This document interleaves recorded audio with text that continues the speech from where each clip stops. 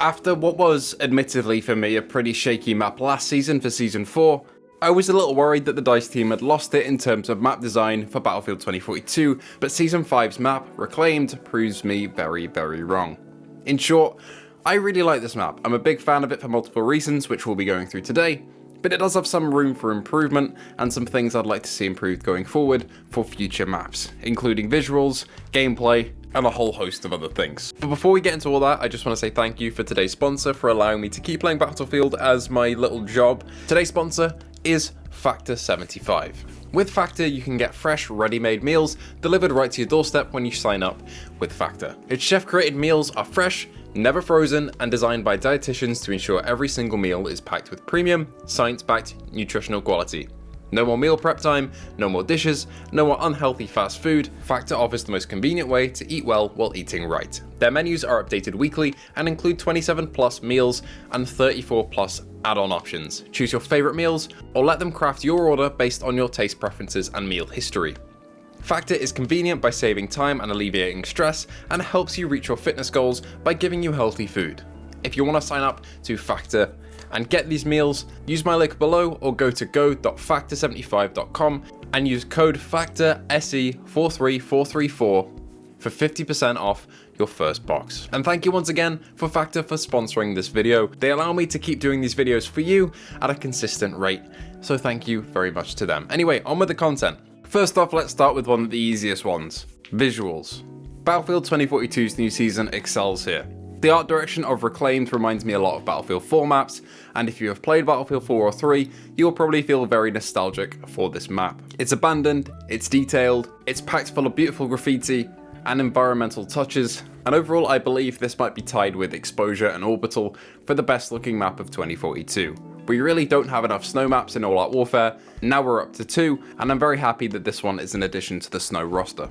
There are some caveats that come with its visuals and its density though, and I'll get onto that later, but overall the visual design is incredibly solid for this one. Next, let's talk about player count.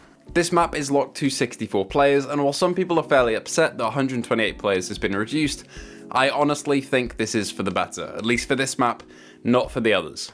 Reclaimed is designed for 64 players, has a smaller environment than other maps, and therefore can cram in a load of environmental detail because of it. It also feels like it flows more naturally, as I can actually take tactical decisions in gunfights rather than just getting killed constantly by loads of other players in every single sightline possible, or vehicles. I was a little skeptical when I heard 64 player only, but they have nailed it here, and I think it allows the map more room to breathe, because it is a very small map. I did mention vehicles there as well, and the reason you have a reduced presence of vehicles is, well, because they are reduced. We have no jets for Reclaimed and no transport helicopters, meaning you won't be getting killed by a Condor's main cannon or a Heinz main cannon or gunners at any point during your playtime on this map. I think that's a pretty good thing. It gives a bit of a refresher from the other maps where you're constantly being barraged by air vehicles and you only have one attack helicopter for each side. However, it is fairly common to get killed by a stealth helo, as a lot of players take this choice because it does excel on this map due to open spaces, a lack of hard roofs, as on both objectives that are meant to be inside, there are ways to send explosives through the roof as they're open topped in some areas, and only the bunker objective is fully protected for infantry, and that one is fairly small. However, it's locked to 1 a team, and the reintroduction of anti-air cannons onto the map, one in particular sitting on top of the buildings, does allow for players to hop in and take out enemy aircraft as they please, and you also have player anti-air and vehicle anti-air like the Wildcats to take them out too, so overall it's not too big of a problem at all. Cover is incredibly dense on this map and I'm very thankful for it. A lot of it is destructible like trees, barricades and sandbags, but you will find that the main buildings aren't too destructible at all. While I do love destruction in Battlefield and it would be cool to see these crumbling down, they are cornerstones of the map and I feel like they'd be leveled within seconds of the match starting if it were possible, so I'm glad these things are rigid and only turn into skeletons and husks of the buildings rather than collapsing completely when you fire a load of explosives at them.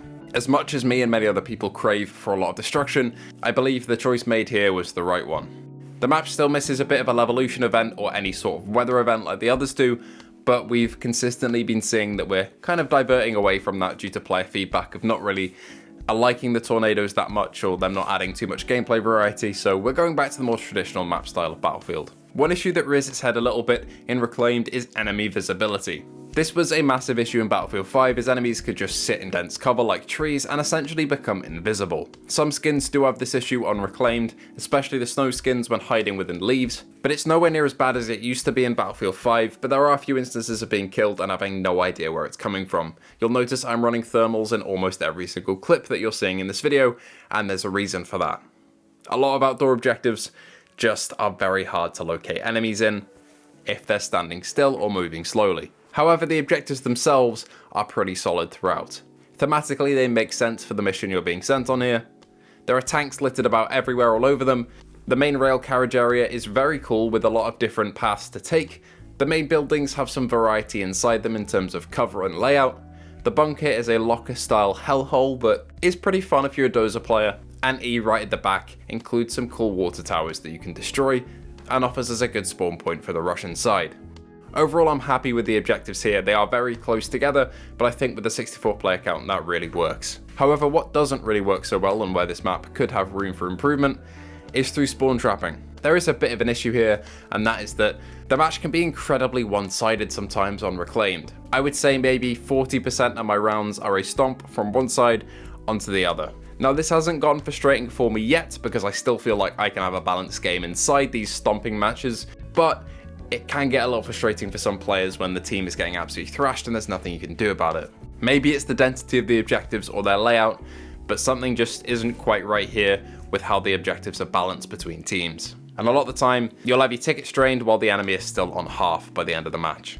Speaking of tickets, I was going to make a complaint here about how the ticket count is just a little bit too low so the matches feel very short, but DICE have just kindly upped it, so that complaint is now moot. Overall, this feels like a big step in the right direction. Flashpoint felt like a little bit of a mess for me.